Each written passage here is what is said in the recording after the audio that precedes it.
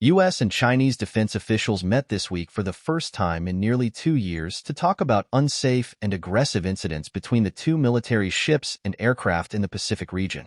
The talks, which ran from Wednesday through Thursday in Hawaii, mark the restart of a dialogue Beijing abruptly ended following then-House Speaker Nancy Pelosi's visit to Taiwan, a self-governing island that China claims as its own. Chinese officials have criticized U.S. support for Taiwan as interference.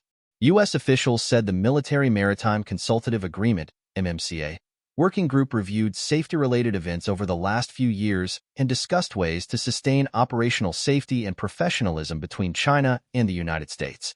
We've observed a reduction in unsafe behavior between us and PLA, People's Liberation Army, aircraft and vessels over the last several months, so we're encouraged by that, one U.S. official told reporters on the condition of anonymity because they lacked authorization to discuss the meetings before their conclusion.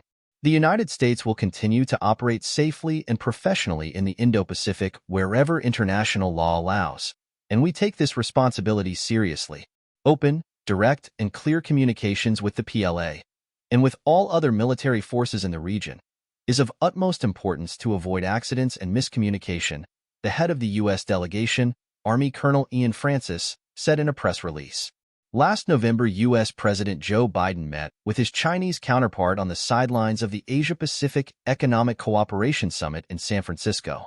The first senior military-to-military contact since Pelosi's visit to Taiwan was made about a month later, when the top U.S. military officer, General C.Q. Brown, spoke with his Chinese counterpart in a video call. Officials said this week's meetings included about 18 senior officials from each side. Beijing has asserted its desire to control access to the South China Sea and bring Taiwan under its control, by force if necessary.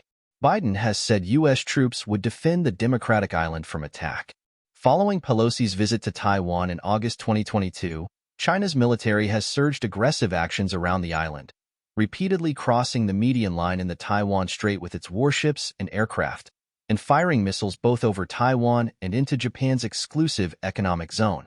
Ely Ratner, the Assistant Secretary of Defense for Indo-Pacific Affairs, testified in October 2023 that there had been more than 180 reckless intercepts of U.S. military aircraft by Chinese aircraft in the past 2 years, more intercepts than U.S. officials had seen in the entire decade before that. And when you take into account cases of coercive and risky PLA intercepts against other states, the number increases to nearly 300 cases against U.S., allied, and partner aircraft over the last 2 years, Ratner said. In one of the instances, a Chinese pilot flew within 3 meters, 9.8 feet, of a U.S. Air Force B-52 in international airspace over the South China Sea.